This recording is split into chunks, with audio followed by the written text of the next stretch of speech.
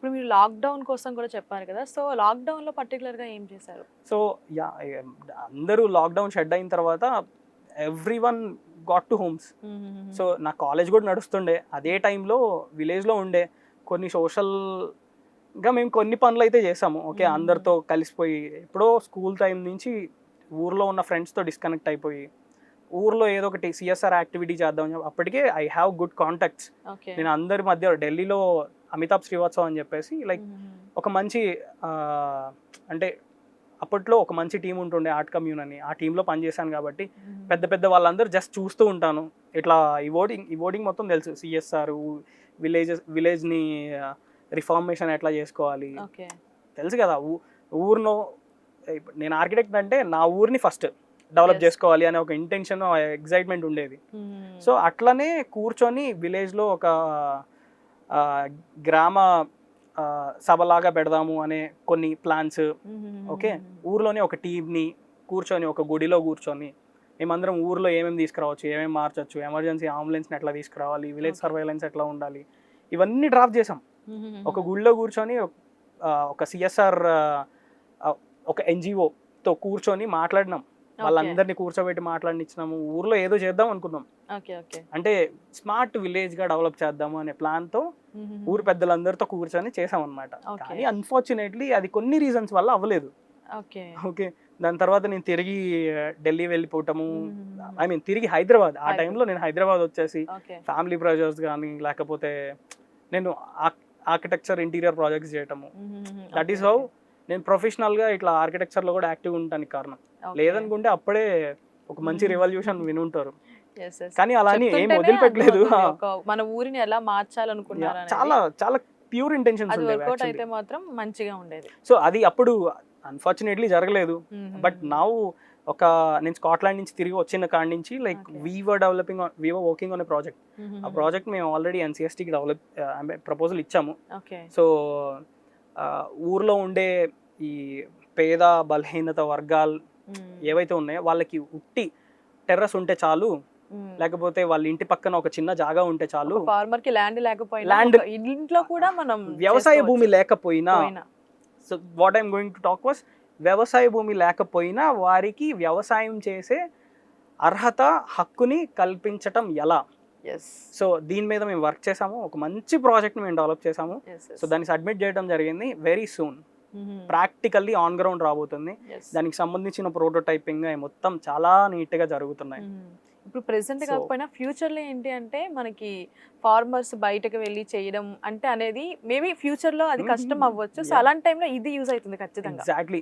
So that is ఇది ఒక్కటే కదా, అంటే మెయిన్ మా ఇంటెన్షన్ ఏంటి అంటే దీని వెనకాల మా అమ్మ ఒక్కటే మాట చెప్పింది, అరే నార్మల్గా రైతులు ఎవరైనా చేస్తారు కదా, ఇంట్లో మేమేంటి ఇది నేను నేర్చుకోవచ్చా అని అడిగింది చాలా ఎంతూజియాస్ట్గా. సో అక్కడ ఇంకొకకి లైక్ అమ్మ అవును కదా, సరే ఊర్లో ఒక మెయిల్ ఇంటి హెడ్ యజమాని ఎవరైతే ఉంటారో ఆయన పొలానికి వెళ్ళి డబ్బులు సంపాదించి తీసుకొని వస్తాడు. ఫిమేల్ ఓన్లీ కిచెన్స్కి మాత్రమేనా.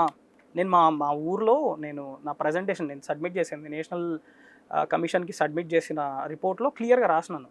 మా దూలిపల్లి భాగ్యనగర్ కాలనీలో అసలుకి ఎలాంటి ఏ ఆక్యుపేషన్లో ఉన్న ఆడవాళ్ళు ఉన్నారు. సో దీన్ని డిరైవ్ చేసినాం. ఐదర్ ఫామ్ లేబర్ ఉన్నారు, లేదు అనుకుంటే మా ఊర్లోనే ఒక మిల్లు ఉందన్నమాట, పత్తి మిల్లు. ఆ పత్తి మిల్లులో సో పత్తి మిల్లు ఫ్యాక్టరీ అంటేనే అర్థం చేసుకోవచ్చు వాళ్ళ ప్రెషర్ కానీ వాళ్ళ దానివల్ల వచ్చే హీట్ని వల్ల వాళ్ళు ఏ ఇబ్బందులతో గురి అవుతారు. ఇంకా మిగిలిపోయిన కిచెన్స్లో మిగిలిపోయిన ఆ వంటగదుల్లో మిగిలిపోయిన ఆడవాళ్ళకి ఏమన్నా చేయగలమా. So this is where the idea was started. And ఈ ప్రాజెక్ట్ యొక్క మెయిన్ కీయే దాన్ని పెట్టినాము. అండ్ ఫిమేల్ ఎంటర్ప్రెన్యూర్స్ని రేజ్ చేయడమే మా మెయిన్ నా ఫస్ట్ ప్రాజెక్ట్ యొక్క మెయిన్ ఉద్దేశం. And this happening. ఖచ్చితంగా సక్సెస్ అవ్వాలి. అండ్ మెయిన్గా మీరు ఏదైతే ఫార్మర్ స్టోరీ కోసం సౌత్ ఇండియాలో చాలా ప్లేసెస్కి ఎక్స్ప్లోర్ చేస్తానని చెప్పారు కదా, సో మీరు అదర్ కంట్రీస్ కూడా వెళ్ళారని విన్నాం, లైక్ కొన్ని ఇంటర్నేషనల్ అవార్డ్స్ కూడా మీకు రావడం జరిగింది. సో ఆ స్టోరీ ఏంటి గోపి? పల్లె నుంచి ప్యాలెస్కి చేరిన గోపి. సో ఈ స్టోరీ చాలా అంటే చాలా కవర్ అవ్వలేదు, కానీ మా ఊర్లో ఒక మంచి బ్యానర్ వేశారు తెలిసిన వాళ్ళు. ఓకే, పల్లె నుంచి ప్యాలెస్కి చేయగలిగిన గోపి ఏంటి అంటే నార్మల్గా ఇప్పుడు ఏదైతే లాక్డౌన్లో నేను చెప్పాను కదా ఫ్రీగా ఏమైనా చేయగలమా అంటే డబ్బులు లేకుండా. డబ్బులు ఉంటేనే ఈ పెద్ద పెద్ద యూనిట్లు కొన్ని కోట్లు రిలేటెడ్ ప్రాజెక్ట్స్ని మనం ఇంప్లిమెంట్ చేయగలమా అంటే కాదు. సో నేనేం చేశాను, సో వర్చువల్గా చేశాను ఈ ప్రాజెక్ట్. సో నీట్గా ఒక డిపిఆర్ తయారు చేసుకొని ఒక ప్రాజెక్ట్ 3Dని డెవలప్ చేసి ఇప్పటికి కూడా తోకల నాగ్ గోపి అని గూగుల్లో కొడితే అక్కడ స్క్రోల్ అప్ చేస్తే ఒక ప్రాజెక్ట్ కనిపిస్తుంది. ఒక్క ప్రాజెక్ట్ నేను అది ఓపెన్గా పబ్లిష్ చేసి పెట్టాను. ఓకే, వర్టికల్ హైడ్రోపోనిక్స్ది ఒక 3 సెంట్ల జాగాలో ఎలా చేయొచ్చు అని ఒక ప్రాజెక్ట్ నేను దాంట్లో పెట్టాను. యాక్చువల్లీ నేను మీ ఇంటర్వ్యూకి పిలిచాము, నేను అది చూసాను.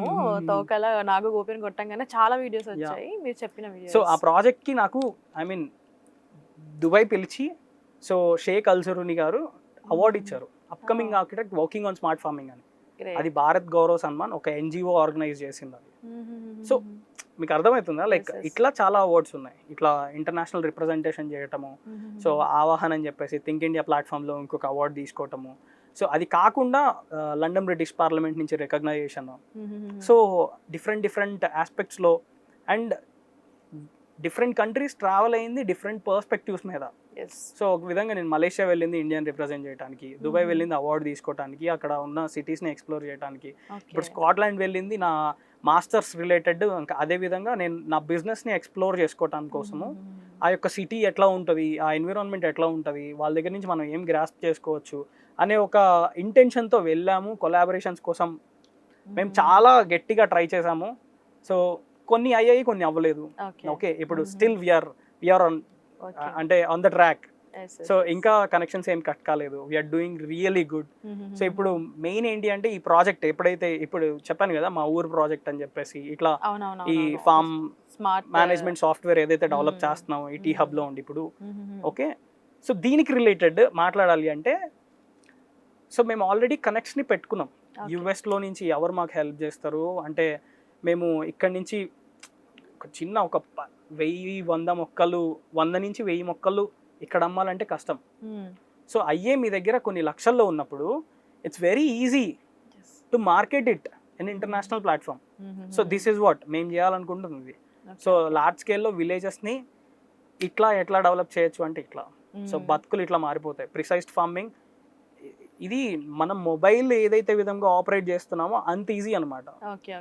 ఓకే, విలేజెస్లో మేము ప్లాన్ చేసుకుంటుంది ఏంటి అంటే విలేజెస్లో మేము లేట్ ఈవినింగ్స్లో స్కిల్ డెవలప్మెంట్ ప్రోగ్రామ్స్ లాంటివి పెట్టి గవర్నమెంట్తో సంబంధం లేకుండా మేము ఊర్లో ఎంతమంది అయితే ఎడ్యుకేట్ అయ్యి, నా ఫ్రెండ్ అరవింద్ అని ఉన్నాడు.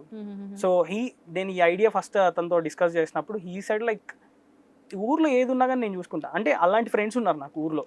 జానీ అని ఉన్నాడు. సో నేను ఇప్పుడు ఏదన్నా అడిగితే నా బామ్మర్ది లైక్ గోపాల్ కృష్ణ వాడిని నేను అరే ఉద్యోగం వదిలేసి రారా ఊర్లో ఇచ్చేద్దామంటే హీ విల్ బి రెడీ, వస్తాడు నాతో పాటు. సో అలాంటి మంచి టీం ఉన్నారు, ఒక 24 మంది ఉన్నారు. సో ఇప్పుడు ఇది చిన్న విషయం కాదు, మీరు ఏదైతే చెప్తున్నారో మీ థాట్స్ ఏవైతే ఉన్నాయో ఒక బిగ్ థాట్ అని చెప్పొచ్చు. సో దీని అంతటికి మీకు మోటివేటర్ ఎవరని చెప్పొచ్చు? ఆబ్వియస్లీ మా అమ్మ మా నాన్న. ఇంతకు మించి నేను ఏది చెప్పినా కానీ అది తక్కువే. ఎందుకంటే ఒక 27-28 సంవత్సరాల నుంచి వాడు చేస్తాడు అనే ఒక ఇంటెన్షన్తో ఇంకా హోప్ఫుల్గా ఉన్నారు చూసారా. మా నాన్నకి ఏంటి చిన్నప్పటి నుంచి అరే నువ్వు ఐఏఎస్ అవ్వాలి, అరే ఢిల్లీలోనే ఉన్నావు కదా, సో అక్కడ కరోల్ బాగ్ ఉంటుందిరా, అక్కడ నువ్వు ఐఏఎస్కి ప్రిపేర్. నేను ఎగ్జామ్స్ రాసిన నేను కూడా. సో ఇట్స్ నాన్న అంతకు మించి ఇప్పుడు నేను మా నాన్నకి ఒక 2 సంవత్సరాల నుంచే నేను క్లియర్గా నేను ఏం చేస్తున్నానో చెప్తున్నా. ఇంతకుముందు చెప్పేవాడిని కాదు. మా నాన్న కూడా అరే ఆర్కిటెక్చర్ అసలుకి జాబ్లు ఉంటాయా, ఆర్కిటెక్చర్లో జాబ్లు ఉండవండి, it's a profession, it's practice చేయాలి. ప్రాక్టీస్ చేస్తే ఇప్పుడు డాక్టర్ ఏదైతే విధంగా ప్రాక్టీస్ చేస్తారో, లాయర్ ఏదైతే విధంగా ప్రాక్టీస్ చేస్తారో అట్లనే ఆర్కిటెక్ట్ కూడా ప్రాక్టీస్ చేస్తారు. ఓకే, ఇండియాలో కొంచెం స్కోప్ తక్కువ. ఇప్పుడు you see like whatever the development. ఇప్పుడు ఎవరు దీనికి మూలకర్త అంటే ఆబ్వియస్లీ హీస్ అన్ ఆర్కిటెక్ట్ ఉంటాడు. సో ఇప్పుడు మా నాన్న కూడా ఆర్కిటెక్చర్ గురించి తెలుసుకొని లైక్ కొంచెం నాతో మింగిల్ అయి మాట్లాడటానికి ట్రై చేస్తాడు. అండ్ ఇప్పుడు రీసెంట్గా కూడా ఇప్పుడు నా ప్రాజెక్ట్ ఇప్పుడు నేను ఏదైతే చెప్తున్నాను హీఈస్ ద మెయిన్ లీడ్. నాకు నేను అంటే ఏ ఇన్ఫర్మేషన్ అడిగినా కానీ ఊర్లో చాలా ఓపెన్గా ఇస్తాడు. చాలా ఎక్స్పీరియన్స్ ఉంది ఊర్లో ఏ ఫ్యామిలీ, ఎక్కడ ఉంటారు, ఎలా ఉంటారు, ఏ పేరుతో ఉంటారు, వాళ్ళ జాబ్ కార్డ్ నెంబర్ ఎంత, డీటెయిల్స్. ఆయనకి ఫింగర్ టిప్స్ మీద ఉంటాయి. ఓకే. సో ఒక 8 సంవత్సరాలు ఊరు కోసం పనిచేశాడు. అవునవును చెప్పారు. యా